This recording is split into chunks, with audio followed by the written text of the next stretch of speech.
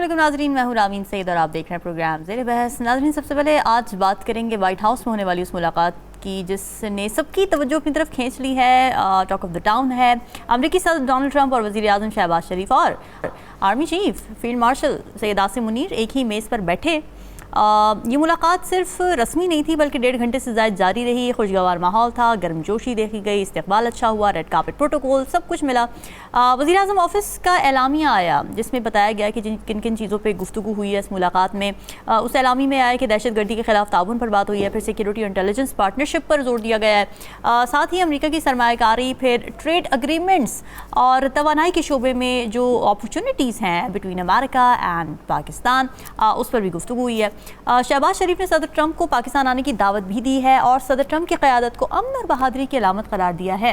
लेकिन सवाल ये है कि ये मुलाकात क्या सिर्फ सिंबॉलिक थी या फिर वाकई एक गेम चेंजर साबित होगी, और क्या अमेरिका पाकिस्तान को सिर्फ सिक्योरिटी पार्टनर के तौर पर ही देखता है जैसे कि पहले भी देखता रहा, या अब तिजारती और मुआशी ताल्लुकात भी एक संजीदा हकीकत बनने जा रहे हैं। इसी पर बात करेंगे। प्रोग्राम के पहले हिस्से में मुझे ज्वाइन कर रहे हैं सीनियर तजिया का नजमुल साकिब साहब, ज़फ़र अली साहब, मीर साहब, आप सभी का बहुत शुक्रिया। नजमुल साकिब साहब, हमने देखा है कि पाकिस्तान और अमेरिका के ताल्लुकात उतार चढ़ाव का शिकार रहे हैं, लेकिन जो मुलाकात हुई है अभी, आप समझ रहे हैं कि एक नए चैप्टर का आगाज़ है?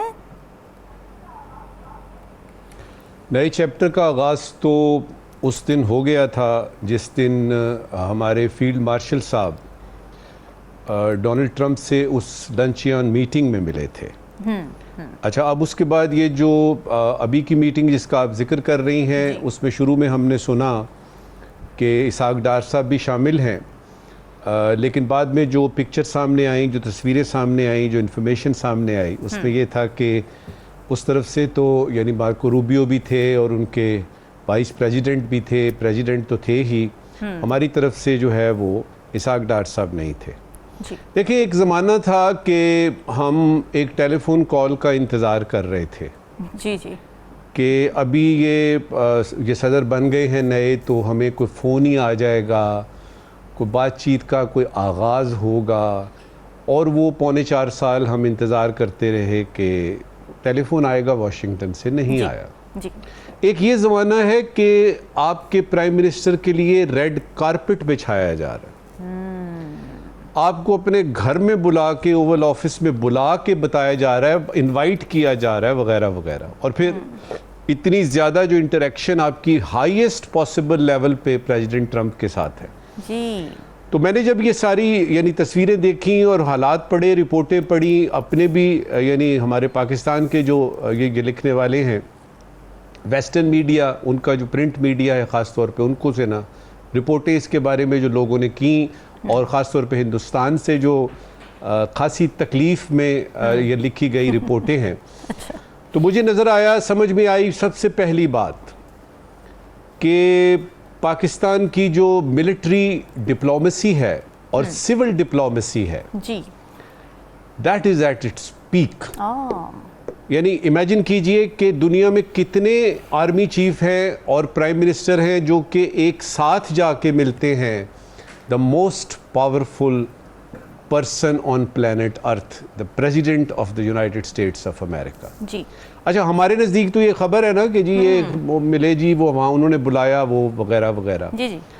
इसके ऑप्टिक्स देखिए जी, इसकी टाइमिंग देखिए, इसके अंदर देखिए कि ये वो पाकिस्तान है जिसको एक तरफ कर दिया था और हिंदुस्तान कह रहा था that Pakistan is irrelevant. Yes, अब पाकिस्तान की रेलेवेंस जरा देखिए आप।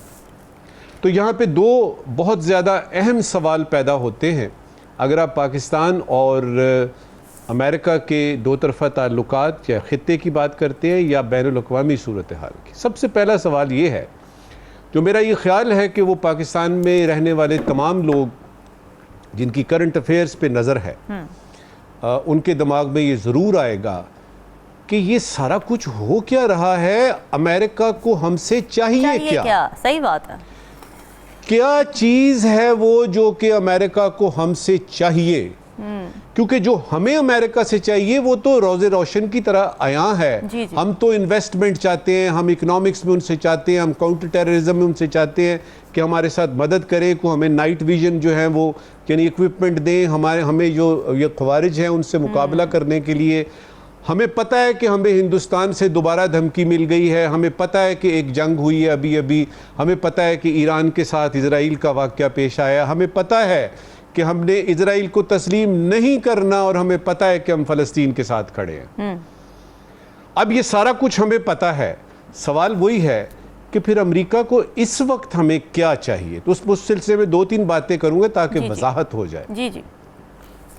देखिए, रूस जो है वो आपको ना, ये उसकी इमीडिएट वजूहात बता रहा हूँ। रूस जो है वो तेल बेचता है हिंदुस्तान को। डोनाल्ड ट्रंप साहब आते हैं और उनको लगता है कि ये बहुत बड़ा बहुत बड़ा गलत काम हो रहा है और वो हिंदुस्तान से कहते हैं बाज आ जाओ। फिर वहाँ पे उनकी जो फहरिस्त है जो सामने आती है, उनके लेजर्स और रजिस्टर खोले जाते हैं कि जो बाइडेन के ज़माने में हिंदुस्तान ने अमेरिका के लिए क्या किया, चाइना कंटेनमेंट में क्या किया, वो जो क्वाड की बातें हो रही थी उधर क्या किया, ये जो साउथ चाइना सी में हिसाब किताब था क्या किया, इस खित्ते में चाइना के बारे में जो काउंटर हमारा था कि वो पुलिसमैन है और वो ये करेगा, क्या किया, पता लगा कुछ नहीं किया। अच्छा। तो ये एक बाय डिफ़ॉल्ट आया कि उनको हिंदुस्तान नज़र आया कि ये तो अपनी बातें कर रहा है कि जी राइजिंग इंडिया फलाना इंडिया, तो हमारा स्ट्रेटेजिक पार्टनर किधर, पहली बात। इसीलिए 50%। और मैं अभी जब स्टूडियो आ रहा था मैंने सुना कि हिंदुस्तान पे शायद 100% जो है वो टैरिफ। दूसरी तरफ देखिए पाकिस्तान के क्रेडेंशियल्स जी,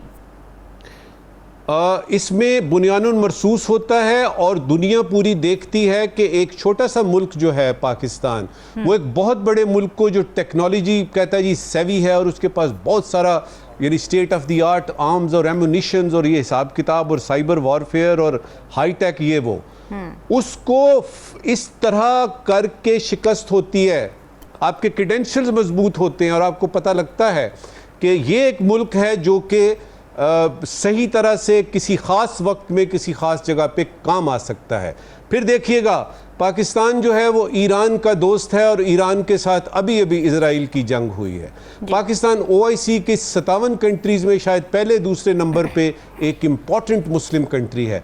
पाकिस्तान जो है वो एक न्यूक्लियर ताकत है और पाकिस्तान, इस वक्त ये आखिरी बात कर रहा हूँ, ये वजूहात सारी जो है ये मिला के आपको उस सवाल का जवाब मिलेगा कि पाकिस्तान उनको अमेरिका को चाहिए क्या। कि ये देख लिया अमेरिका ने कि चाइना के एक यानी जो बहुत बड़ा दुश्मन है हिंदुस्तान, उसको अपने साथ मिला के बात नहीं बनी। अब क्या किया है, अब चाइना के एक बहुत करीबी दोस्त के साथ ताल्लुकात अच्छे किए जा रहे हैं। ये एक बहुत बड़ा स्ट्रेटजी शिफ्ट है। आखिरी बात करूंगा इस वक्त की, तजुर्बा सामने रखिएगा। रूस आया था, निकल गया था, फिर 9/11 हुआ था और हम बहुत अच्छे बच्चे थे। हमारे जो है ना वो एप्पल ऑफ द आई थे अमेरिका के, और फिर हमारे साथ क्या हुआ। ध्यान रखिएगा कि तारीख अपने आप को दोहराए ना, और सारा कुछ कीजिएगा, 2 चीज़ों पे बात नहीं होगी, 2 चीज़ों पे कंप्रोमाइज़ ना कीजिएगा। और पहली बात यह है इजराइल को तस्लीम करना, और दूसरी बात है कि चाइना के साथ अपने ताल्लुकात पे सरे मुंह भी फ़र्क नहीं आने देंगे। Very important. और यही दोनों पॉइंट्स हैं जिसके ऊपर इख्तलाफात भी हो सकते हैं और बैलेंस रखना बहुत ज़रूरी है। ज़फ़र इलाली साहब, आप क्या समझते हैं कि इतना बड़ा जो शिफ्ट आया है, जिसमें एक तरफ हम इररेलेवेंट थे, या एक तरफ जो साउथ एशियन पॉलिसी थी अमेरिका की उसमें पाकिस्तान का नाम नहीं था, but now the dynamics have changed, now we have become relevant, and what makes us relevant to USA in your opinion? क्या वो चाहते हैं कि वो चाहते हैं पाकिस्तान को कुछ स्टेबिलिटी दें। इस वक्त वो बाद में इस्तेमाल करेंगे, मगर इस वक्त पाकिस्तान को थोड़ा कॉन्फिडेंस और स्टेबिलिटी दें, लेंड देम देयर फ्रेंडशिप।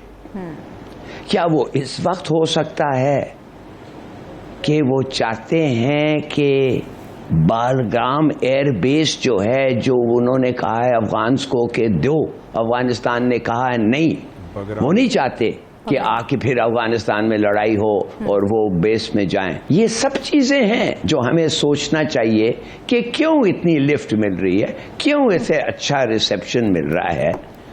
और और देखें फिर क्या होता है। तो अब जब तक हमें एक पूरा रीड आउट नहीं मिलता है कि ये टॉक्स किस सब्जेक्ट्स पे हुए थे और किस किस्म के जनरली डिस्कशंस हुई थी, मेरे ख्याल में all these things are possible.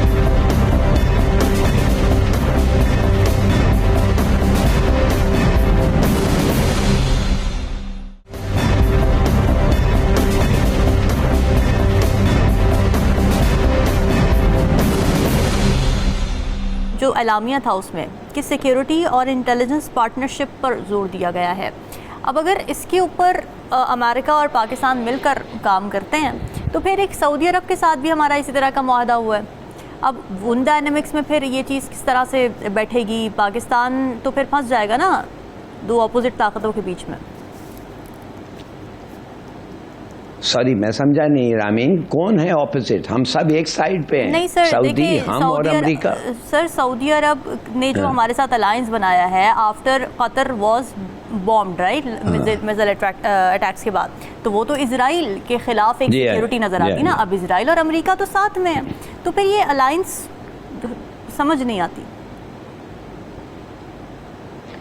ये अलायंस जो है ये स्ट्रेट फॉरवर्ड एनिमी नहीं है। सऊदी अरेबिया की सेंस ऑफ सिक्योरिटी को हम लोगों ने बाय ऑफरिंग देम हमारा डिफेंड, हमारी दोस्ती in the form of a mutual defence pact, हमने उसको स्ट्रेंथन किया है।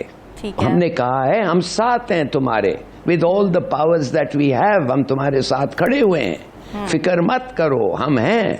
तो मेरे ख्याल में ऐसी कोई बात नहीं है कि हमने already we have targeted Israel as the enemy, या सऊदी अरेबिया ने सोच रहा है कैसे मैं जाके इजराइल को करूं। Not at all.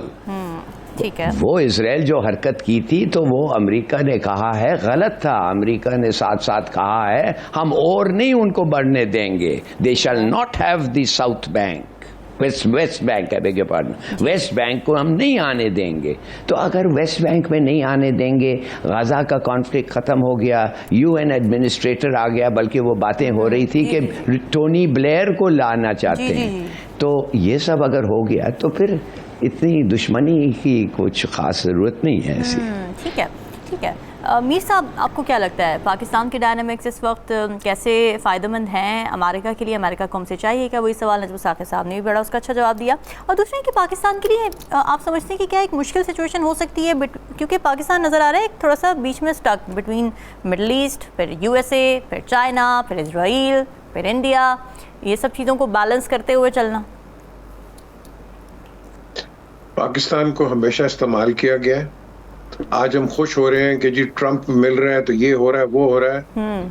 मैं कभी भी अमेरिका को ट्रस्ट नहीं करूंगा। अच्छा। क्योंकि मैंने इसको बड़े गहरे तरीके से देखा हुआ है। ये आपको इस्तेमाल करता है, फिर आपको गंडेरी की तरह फेंक देता है और फिर आप पे सैंक्शंस लगा देता है। फिर आपने देखे नहीं प्रेजलर के जो लगाए हुए थे इसने। जी। बात यहाँ आती है कि देखो इस वक्त उनको पाकिस्तान चाहिए as a balancing act. Pakistan की दोस्ती चीन और रशिया के साथ भी है, बढ़ गई है, हमारी नहीं थी। हमारी सोवियट्स के साथ बिल्कुल नहीं थी, रशिया के साथ बेहतर हो रही है। यहाँ भी टाइम लगेगा, लेकिन जो सवाल उठता है, आज ये हमारा चाचा बड़ा क्लियर हो गया, दोस्ती बड़ी दिखा रहा है, हमें रेड कारपेट दे रहा है, ये कर रहा है। जो इसका काम, जो इसकी बात मानता है उसको यही करता है। ये मैंने सब देखा हुआ है। ये रेड कार्पेट पहले भी मिले हुए हैं, कोई नई चीज नहीं है। द क्वेश्चन हियर राइजेस क्यों? ये इसलिए कि उसको पता है कि वर्ल्ड पॉलिटिक्स चेंज हो रही है। उसको पता है कि उसकी जो प्रॉक्सी है वो ओवर एक्सटेंड कर गई है अपनी हॉस्पिटैलिटी या अपनी alliance in the form of Israel. और आज आपने देख ही लिया कि इनफ इज इनफ, बंद हो गया, ये हो गया, फलाना। But it's too late. उनको अब ये पता चल गया है, the cat is out of the bag, the world is not the same as it used to B.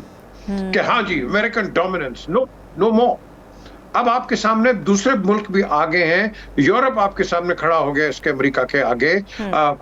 Britannia भी दांत दिखाता है नाउ एंड अगेन, हालांकि इसका फॉरेन मिनिस्टर है वो।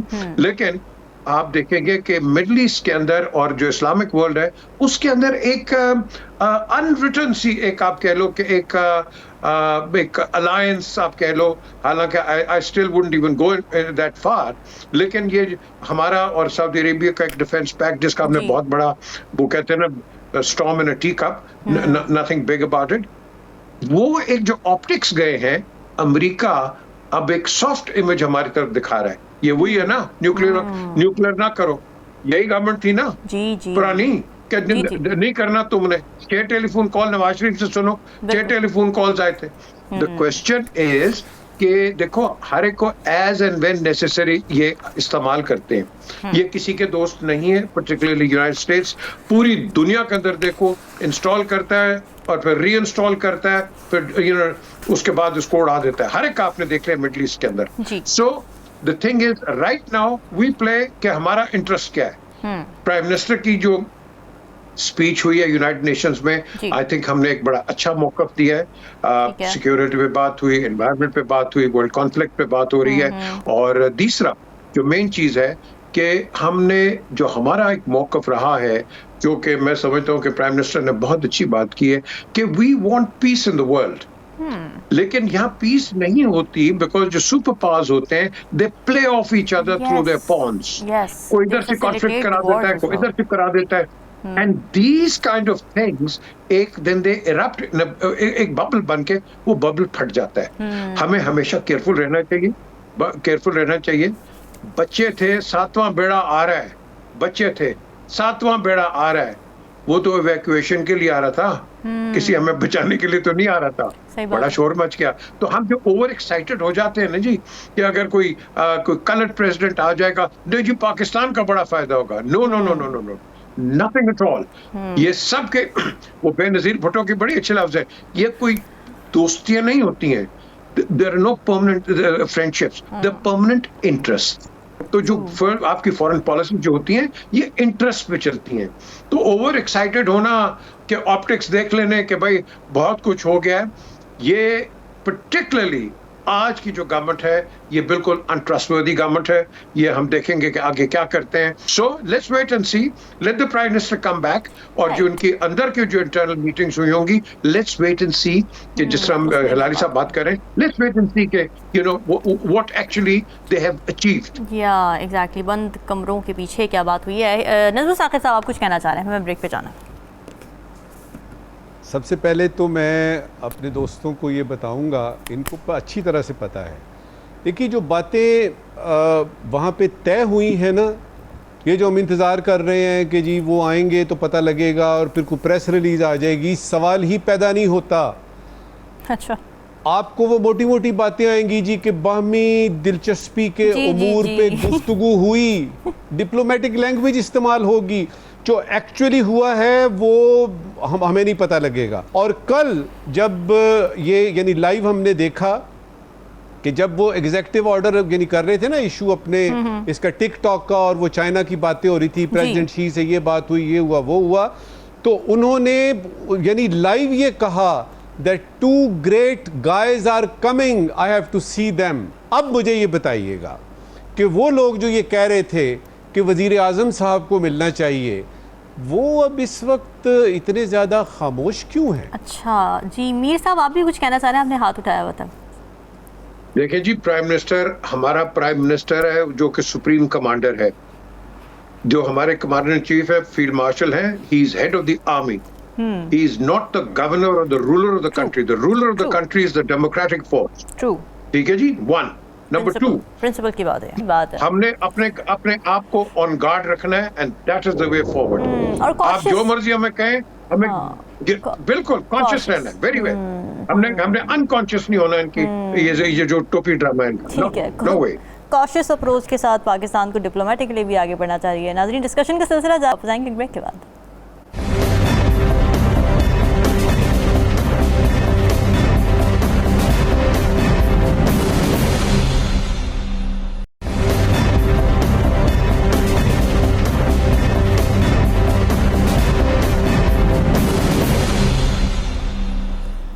वेलकम बैक जी। कुछ टेंशन्स नज़र आ रही हैं, कुछ लफ्ज़ी गोलाबारी नज़र आ रही है पीपल्स पार्टी और मुस्लिम लीग नून के दरमियान।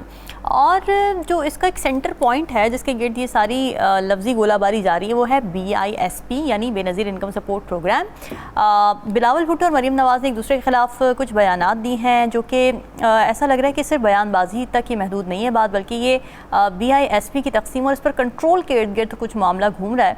पहले बिलावल भुट्टो जरदारी ने एक प्रेस कॉन्फ्रेंस में कहा कि जी मुतासरीन जो सैलाब से मुतासर लोग हैं उनकी मदद को अना का मसला क्यों बना दिया गया है, ये सवाल उन्होंने किया। फिर उन्होंने ये भी कहा कि जी BISP सबसे तेज़ और मौसर ज़रिया है तो वफाक फौरी तौर पर उस BISP के मंसूबे के तहत मदद फराहम करे जिसकी वजह से पंजाब समेत मुल्क के दीगर मुतासरा इलाकों में भी ये प्रोग्राम इमदाद के लिए सबसे ज़्यादा मौसर है। फिर उन्होंने ये भी मौक़िफ़ अपनाया बिलावल भुट्टो ने कि असल में ये सवाल उठा रहे हैं कि ये जो मदद देने का तरीक़ा है इसे सियासी क्यों बनाया जा रहा है, नून लीग इससे इसलिए क्यों कतरा रही है कि ये पीपल्स पार्टी का प्रोजेक्ट है जबकि इससे सबकी मदद हो सकती है। तो मरीम नवाज़ साहिबा ने इसके जवाब में डेरा गाजी खान में खिताब किया जिसमें उन्होंने ये कहा कि पीपल्स पार्टी ने पंजाब में सैलाब को सियासी रंग देने की कोशिश की है।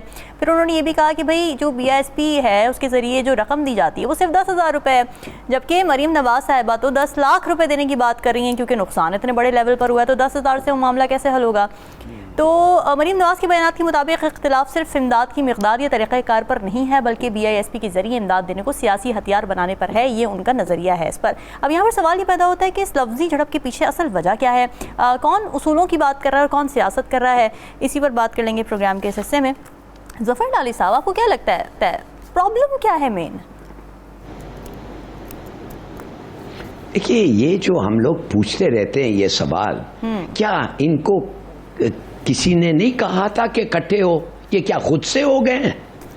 ये तो एक एक से नफरत करते हैं। इनको कहा क्या है? इनको ऑर्डर मिला है कम टुगेदर और वो आ गए। हाँ, और वो इसलिए आए, उनको कहा गया था इसलिए वो इकट्ठे हुए। और इसलिए कि PTI में इनका एक कॉमन दुश्मन था इसलिए इकट्ठे हुए। इकट्ठे वो कह रहे थे हम ये कॉमन दुश्मन से लड़ेंगे। ठीक है या जी। तो कहने की बात ये है कि इनएविटेबल है कि ये एक ना एक दिन अलग हो जाएंगे। जैसे खतरा PTI से कम होता है वैसे उनकी लड़ाई बढ़ेगी और ये अलग हो जाएंगे। अच्छा। और अब ये हो रहा है, उधर से खतरा थोड़ा सा लगता है, इनको लगता है शायद। वो आपकी बात बिल्कुल ठीक है, ये इट इज़ अ नेचुरल जो कि कोर्स लेना ही था इस तरह की अलायंस ने। लेकिन इस वक्त जो बात हो रही है वो BISP के ऊपर बात हो रही है। आपको बिलावल भुट्टो का मौक़िफ़ ज़्यादा ठीक लग रहा है कि भाई आप पूरे मुल्क में उसके ज़रिए इमदाद पहुँचाएँ, या फिर मरीम नवाज़ का मौक़िफ़ आपको ठीक लग रहा है कि बेनज़ीर इनकम सपोर्ट के थ्रू तो हम सिर्फ 10-10 हज़ार रुपये की रकम पहुँचा सकते हैं, हमने तो 10-10 लाख के काम करना है? क्या थैंक यू, बिल्कुल सही कह रही है। क्या मतलब है कि आप ज्यादा पैसे एलोकेट नहीं कर सकते हैं BISP को? भाई BISP के पास एक फाइनेंशियल स्ट्रक्चर फॉर डिस्ट्रीब्यूशन है, इट इज प्रेजेंट और इस्तेमाल किया गया है और खासा एफिशिएंट है, बल्कि तारीफ की गई है इंटरनेशनल कम्युनिटी में कि इस किस्म का डिस्ट्रीब्यूशन सिस्टम होना चाहिए when people are faced with such emergencies. बिल्कुल, ये तो बिल्कुल ही आई मीन ये स्कीम के बारे में क्या है, ये क्या पता हम लोगों के पास इसका स्ट्रक्चर क्या है, हाउ एफिशिएंट इज इट? कभी टेस्ट तो अभी तक हुआ ही नहीं है। और जो टेस्ट हुआ है which has been praised, which the World Bank and the IMF have praised it, उसको नहीं इस्तेमाल कर सकते हैं। इसलिए आप समझते हैं कि पॉजिटिव पब्लिसिटी आपकी नहीं होगी, पब्लिसिटी होगी किसी और की। No, this is यही तो मैं कह रहा हूँ यार, ये even when what is required, सबसे ज्यादा जो जरूरी इस वक्त है कि जल्दी से इकट्ठे हो और गरीबों को पैसे बांटें। छोड़ो पब्लिसिटी को, अगर उसको ज्यादा पब्लिसिटी मिल गया कोई बात नहीं, आप बांटें पैसे। वो ठहरे हुए हैं, वो भूखे हैं, उनके पास कुछ नहीं है और आप लड़ रहे हैं कि हमें ज्यादा पॉलिटिकल क्रेडिट मिलना चाहिए। Look at them, यार, so sad. अच्छा मीर साहब, becoming the devil's advocate, isn't it how politics work in our country? तख्तियों पर चल रही हैं चीज़ें, अपना नाम, अपनी गवर्नमेंट का नाम, अपनी जो आपका वोट बैंक है उसको बढ़ाने के लिए सारे काम किए जाते हैं।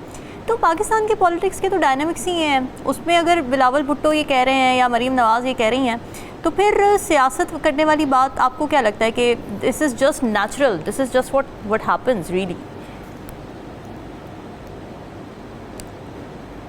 जमहूरियत भी डिक्टेटरशिप से अच्छी है So that is the biggest farcical नारा you can ever come across.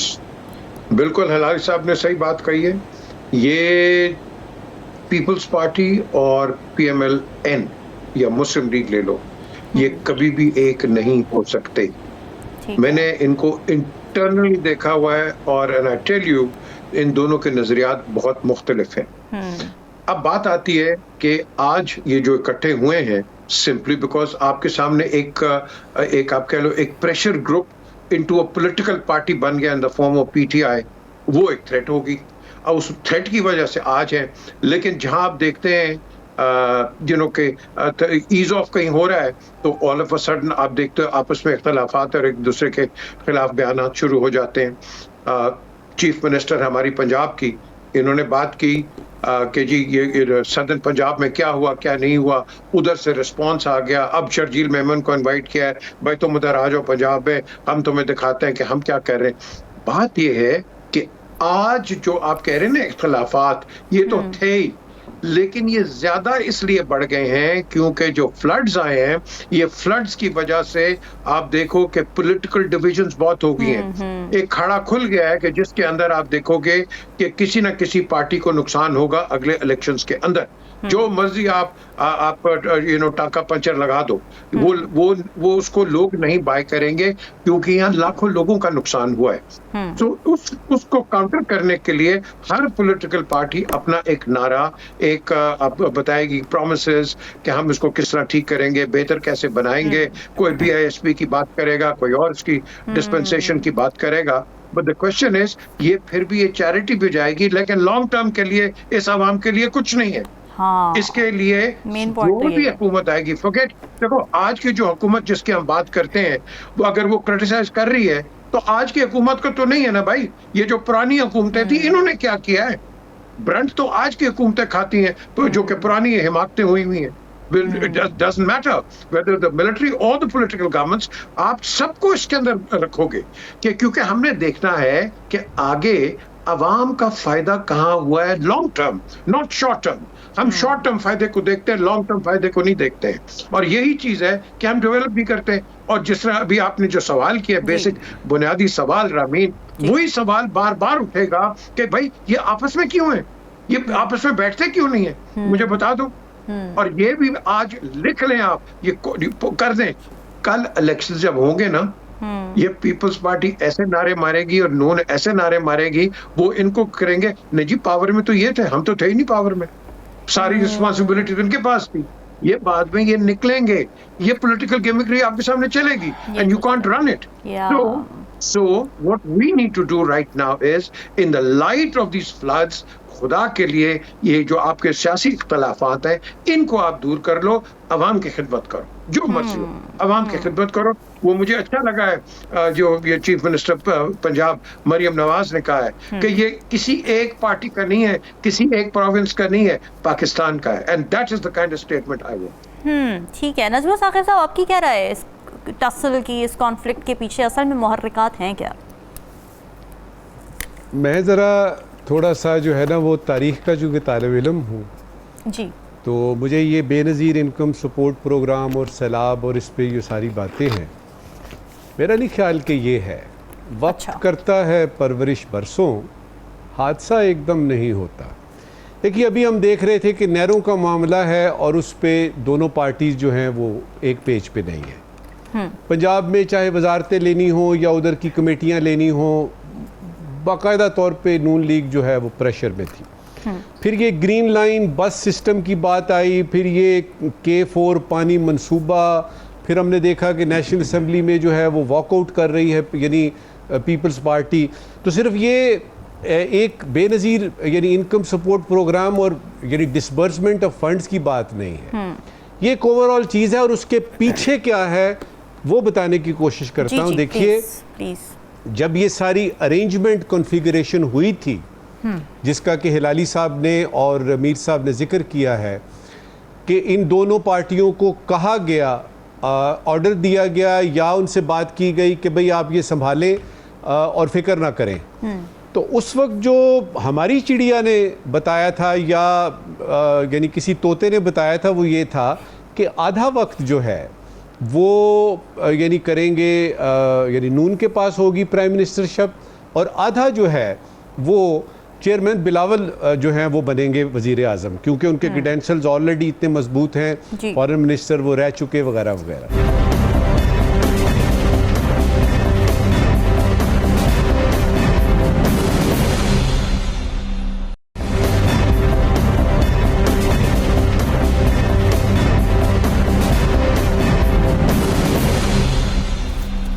Welcome back जी। वज़ीर आज़म ने जनरल असेंबली से अहम खिताब किया और जो उसमें कुछ इंपॉर्टेंट पॉइंट्स हमें मिले हैं जिस पर हम थोड़ी बात भी करेंगे, वो ये किया कि उन्होंने एक तो भारत के साथ मुज़ाकरात के हवाले से बात की है। उन्होंने कहा कि जी हम जंग जीत चुके हैं और अब हम तस्फिया तलब जो बातचीत है उसके लिए तैयार हैं, जामे और नतीजा खेज़ मुज़ाकरात हम भारत के साथ चाहते हैं।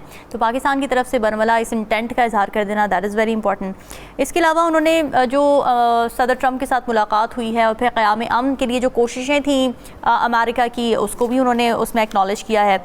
इसके साथ साथ उन्होंने गाज़ा के हवाले से बात की है, गाज़ा में जंगबंदी का उन्होंने डायरेक्ट मुतालबा किया है और इसके अलावा उन्होंने दहशत गर्दी के हवाले से बात की, पाकिस्तान की जो कोशिशें रही हैं दहशत गर्दी से रिलेटेड उसका जिक्र किया और साथ ही ये बताया कि दहशत गर्दी के ख़िलाफ़ पाकिस्तान एक बहुत मजबूत दीवार बनकर खड़ा हुआ है। सिक्योरिटी काउंसिल के गैर मुस्तकिल रुकन के तौर पर जो तनाज़ात को रोकने के लिए पाकिस्तान ने किरदार अदा किया है उसके हवाले से भी उन्होंने बात की और यही कहा कि जी हम हमेशा अमन की बात करते हैं, इंसाफ चाहते हैं और तरक्की की हिमायत हम जारी रखेंगे।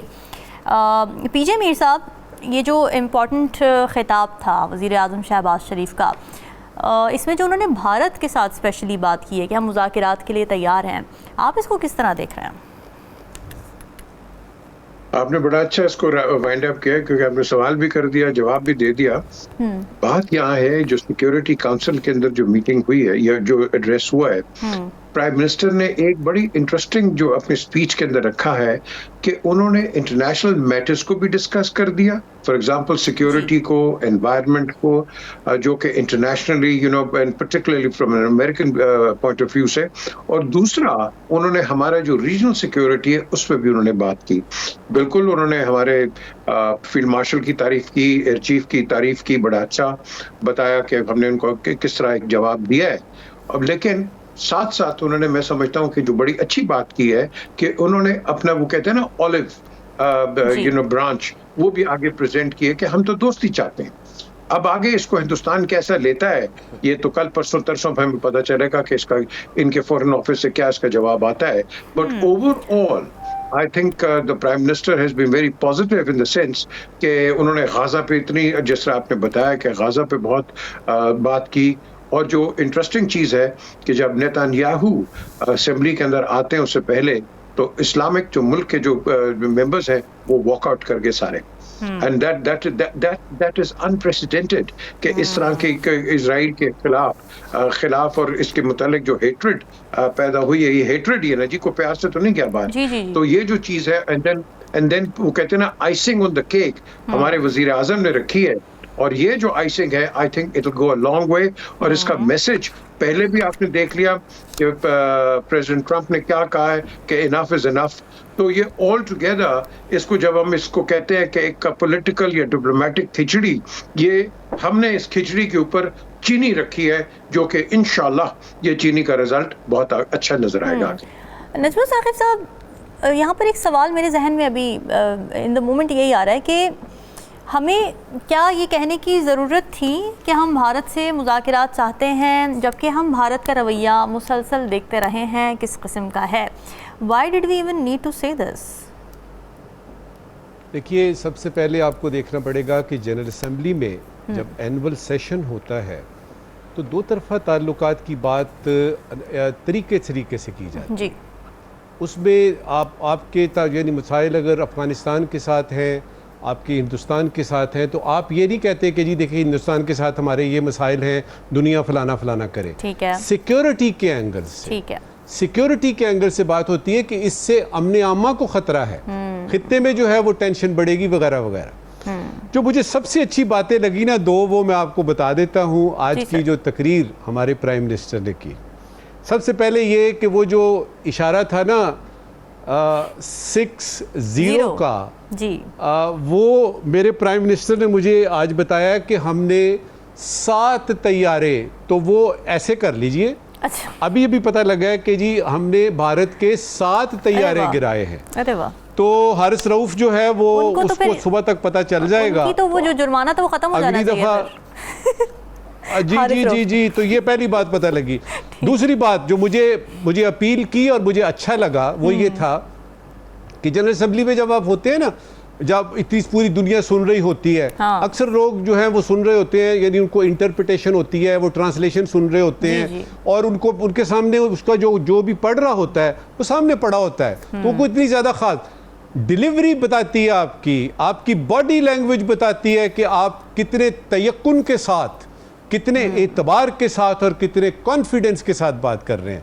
तो जो मैंने इनकी पिछली तकरीरें सुनी जी, और इनको बोलते देखा और दुनिया को बात करते हुए जो आज सुना है, तो बहुत ज़्यादा इम्प्रूवमेंट है। और जो प्राइम मिनिस्टर के साथ लोग हैं जो इनके साथ गपशप लगाते हैं, बताते हैं और बॉडी लैंग्वेज की अहमियत बताते हैं, उनको मुबारकबाद जाती है। बहरहाल पूरी कौम को मुबारकबाद हो कि 6 जहाज़ नहीं गिराए थे, 7 जहाज़ गिराए थे। माशाल्लाह माशाल्लाह, बिल्कुल ठीक है। ज़फ़र इलाही साहब, यूनाइटेड नेशंस में तकारीर होती हैं, हाज शहबाज शरीफ साहब ने भी तकरीर की, बट सवाल अल्टीमेटली आप इस स्पीच के ऊपर भी प्लीज़ कमेंट कीजिएगा जो उन्होंने भारत के साथ ख़ास तौर से मुज़ाकरात की बात की है, बट ओवरऑल यूनाइटेड नेशंस में स्पीचेस करने के बाद उन मामलात के ऊपर जिसको हाईलाइट किया जाता है उस पर कुछ होता नज़र नहीं आता, तो फिर वही बात है कि सिग्निफिकेंस पर बहुत ज़्यादा सवालात उठते हैं यूनाइटेड नेशंस की। देखिए, मैं 2 जनरल असेंबली सेशंस जो हैं उनमें मैं शरीक हुआ हूँ जी जी, और हमारा काम होता था बैठ के सुने जो भी हो रहा था और जो भी तकरीरें ये हेड्स ऑफ स्टेट कर रहे थे। मेरे ख्याल में ये एक किस्म का हमें एक मौका मिला था, 15 मिनट या 20 मिनट जो भी हो, जो भी अग्रीड नंबर ऑफ मिनट्स हैं, जिसमें अगर हम ये कहते कि हमें वाकई अमन चाहिए हिंदुस्तान के साथ, मगर मैं पूछना चाहता हूँ हमारे हिंदुस्तानी दोस्तों नहीं, खैर हमारे हिंदुस्तानी हमसायों को कि ये जो अमन है जी, इस वक्त इस साल इतने लोग मारे गए हैं, ये सबूत निकला है उनके खिलाफ और ये आपके तरफ से आया है, तो मेहरबानी से ये हम इसलिए बता रहे हैं कि हमें वाकई अमन चाहिए, इतना चाहिए कि हम बता रहे हैं आपको कि इससे कितना नुकसान हुआ है, तो मेहरबानी से आप अमन दें। और अगर नहीं दें तो दूसरे लोगों को फिर पता चल जाता है जो असेंबली में बैठे हुए हैं बोर्ड स्टिफ लिसनिंग टू ये जनरल फ्रेजेस और क्लीशेज, ये सोचेंगे कि यार इन्होंने तो काफ़ी, इनके खिलाफ हिंदुस्तान ने ये किया यानी यूटिलाइज द अपॉर्चुनिटी, वो जो वक्त मिला है कि आपके केस को बढ़ाने हिंदुस्तान के खिलाफ। ये कहना है कि you want peace in with India, ये तो कुछ नहीं है, कोई भी कह सकता है। ठीक है। नजमुल साकिब साहब, आज के सवालात। पहले ज़रूरी सवाल, शुक्रिया रामीन। यूनाइटेड नेशन में तकरीर करते हुए सदर ट्रंप ने कहा कि दुनिया जहन्नुम की तरफ जा रही है, दुनिया जहन्नुम की तरफ जा रही है। दूसरी तरफ इंडिया कहता है कि दुनिया इन्वेस्टमेंट के लिए इंडिया आ रही है। तो ट्रंप साहब कह रहे हैं जहन्नुम में जा रही है, इंडिया कह रहा है जी हमारी तरफ आ रही है। ज़रूरी सवाल ये है कि सदर ट्रंप साहब वजाहत करेंगे कि जब उन्होंने जहन्नुम की बात की तो उनका इशारा किस तरफ था? इंटरेस्टिंग। आज का गैर ज़रूरी सवाल, अली अमीन गंडापुर साहब ने कहा है कि जलसा करके साबित करेंगे कि कौम खान के साथ है, जलसा करके साबित करेंगे कि कौम खान के साथ है। ये आपके चीफ मिनिस्टर जो हैं केपी के, उन्होंने कहा। गैर ज़रूरी सवाल ये है कि कौम का खान के साथ होना तो इलेक्शन ने साबित कर दिया था। आपसे गुजारिश है कि आप कब साबित करेंगे कि आप खान के साथ हैं? बिल्कुल ठीक है नाज़रीन, सवाल आप छोड़ के जा रहे हैं, फीडबैक ज़रूर दीजिएगा, हमें दीजिए इजाज़त। अल्लाह हाफ़िज़।